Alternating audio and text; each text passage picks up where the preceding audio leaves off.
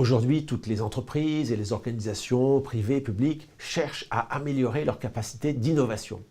Et d'ailleurs, pour la plupart, elles cherchent au moins à inventer le produit génial de demain que de trouver des façons d'innover en permanence, de façon efficace et à peu près dans tous les domaines. Et il y a aujourd'hui une nouvelle façon de travailler qui arrive dans les organisations depuis quelques années qu'on appelle la pensée design. Et ce n'est pas juste un mot à la mode qu'on met sur des choses qu'on faisait avant, ce sont vraiment des nouvelles façons de faire. Alors la pensée design, c'est au fond penser comme les designers, les concepteurs, sauf que ce n'est pas seulement de la pensée, c'est de l'action, on va voir pourquoi et comment, et ce n'est pas seulement pour les designers, c'est pour toutes les personnes qui sont amenées à concevoir, au fond, parce qu'on conçoit dans les organisations des signes, des logos, des visuels, on conçoit des objets, par exemple industriels, on conçoit des systèmes complexes, ou on conçoit des actions, des stratégies. Et au fond, quand on réfléchit un instant, on se rend compte que tout est dans la conception. Par exemple, quand on dit « oui, mais c'est l'exécution qui a posé problème, on avait une bonne stratégie, mais on n'a pas réussi à l'exécuter », oui, c'est probablement qu'on a conçu quelque chose qui était trop difficile à exécuter par les gens dans le contexte qu'on avait. On a un produit qui est très bien, mais qu'on n'arrive pas à le vendre. Oui, mais si on n'arrive pas à le vendre, c'est qu'on a conçu quelque chose qui était sans doute trop difficile à vendre. Donc, tout est dans la conception. Et la pensée design, je voudrais citer le professeur Richard Buchanan, qui a été notamment le directeur de l'école de design de l'université de Carnegie Mellon. C'est quelque chose qui peut servir non seulement à la conception des produits, mais à la résolution de tous les problèmes compliqués.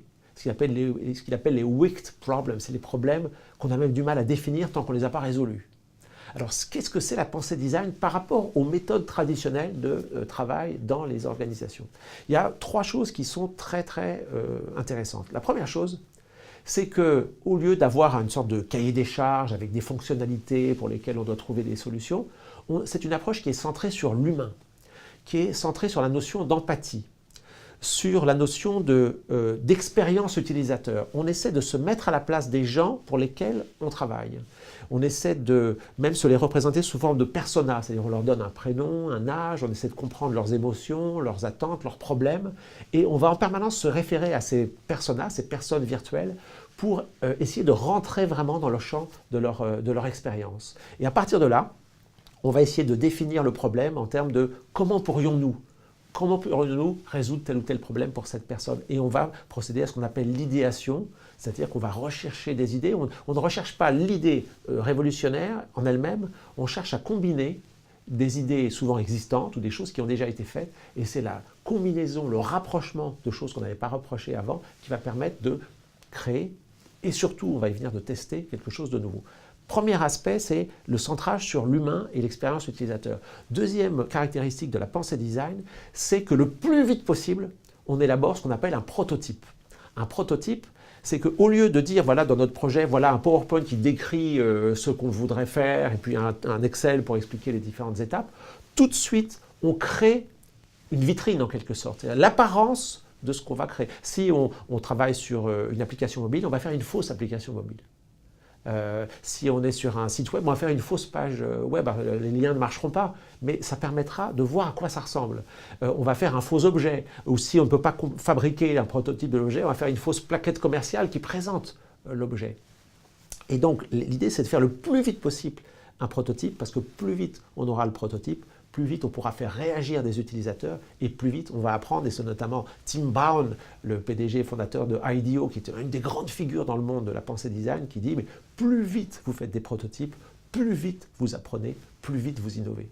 La troisième chose qui caractérise la pensée design, c'est le test. Le test avec des utilisateurs qui doivent être représentatifs. Si on construit quelque chose pour des adolescents, on va faire réagir des adolescents. Et le test, on le fait donc le plus vite possible. On ne fait pas des grandes études de marché, on observe des personnes devant le prototype. Et on les observe soit en les filmant avec leur accord, soit avec une glace sans teint avec leur accord, pour essayer de comprendre comment ils réagissent et de rentrer dans leur expérience. Et là, soit on va se rendre compte que ce qu'on a imaginé, ça fonctionne, et à ce moment-là, très vite, il faut le développer. Soit, et c'est ce qui arrive le plus souvent, on va se rendre compte que sur certains aspects, on est parti dans une mauvaise direction, mais là, on peut corriger très vite. Et en fait, la pensée design, ça se matérialise par ce qu'on appelle des sprints, c'est-à-dire des temps très courts de développement d'un prototype, et à chaque sprint, on apprend. Alors, il y a différentes façons de faire ça. Il y a ce qu'on appelle les hackathons. Hein, vous savez, sur le principe des hackers, vous avez des équipes qui, pendant 2 jours, jour et nuit, vont être en compétition pour développer quelque chose qu'on va ensuite tester. Il y a aussi la méthode de Google Ventures, quand ils investissent dans des startups, qui s'appelle le Design Sprint, qui est en 5 jours. Premier jour, on se met dans la peau des utilisateurs, on essaie de définir le problème. Deuxième jour, on regarde toutes les solutions ou les bouts de solutions qui existent. Troisième jour, on fait des scénarios et on en choisit un qui combine différents éléments de solution. Quatrième jour, c'est consacré à l'élaboration du prototype. Le 5e jour, il y a 5 tests utilisateurs. Et à la fin du 5e jour, en 1 semaine, on a appris plus que, généralement, en 6, 12, 18 mois de différents groupes de travail qui avancent sur des projets. Donc c'est véritablement quelque chose de très puissant parce que, 1, on innove beaucoup plus vite. 2, on innove en étant beaucoup plus centré sur le client. Et 3, on innove finalement pour beaucoup moins cher puisqu'on raccourcit les cycles et on évite de continuer à travailler sur des mauvaises pistes. Alors peut-être que ces quelques éléments sur la pensée design, ça peut vous inciter à réfléchir à plusieurs choses. Une première question pourrait être, finalement, parmi les sujets sur lesquels vous travaillez, quel est celui qui se prêterait le mieux à ce type de démarche? Quel est celui sur lequel vous avez besoin d'innover de façon très rapide et très centrée sur l'expérience utilisateur?